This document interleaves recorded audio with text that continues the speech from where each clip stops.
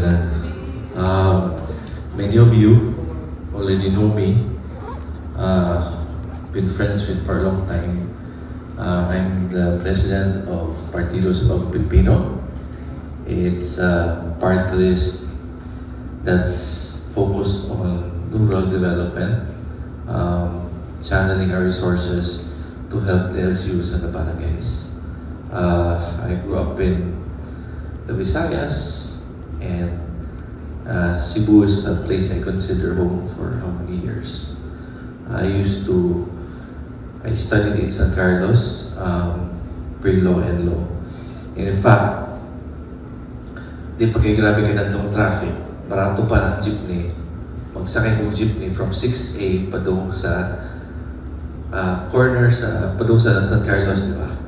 So, I think same route maghapon, 6A, 6B, 6C. Next month ko sa USC Talamban, you take 13C, di ba? So, I grew up in Cebu, permanent na kaunon, mukhaon ko sa Tighaw. Tigwaw na ta.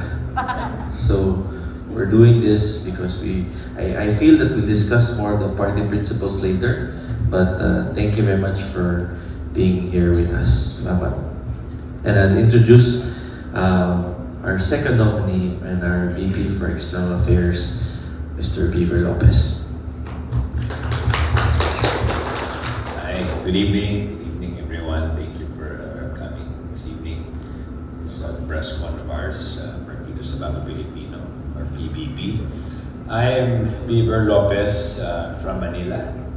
I'm the second nominee, and again, the PBB is all about rural development, bringing the national development to the barangay level. No? So basically, I think a lot of you would wonder why I'm running for public office. Some of my old colleagues are here tonight from Sky Cable. It's nice to see you this evening. And wondering why. And as I said, I've been working for more than 35 years, working both for my family and my own. And I've decided that while I'm still young, I think I'm still young, and I can still go around the country. True enough, no? In the last 10 to 12 months, we've been able to go around the country and see a lot of places and meet a lot of people. And yes, we've seen a lot of things that could be better, a lot of things that we can improve. And I think, and I believe that that's few of the things that I want to do, is to be able to give back. As I was saying, I've been working for 35 years, when my father was still alive, he would always tell us, it's time, you guys are better, you have to learn, be able to give back.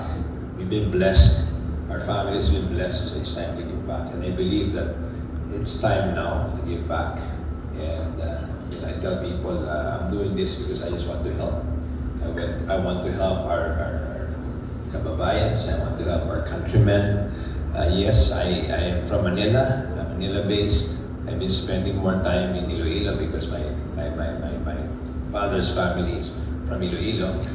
Although I don't really speak Ilonggo, I want to help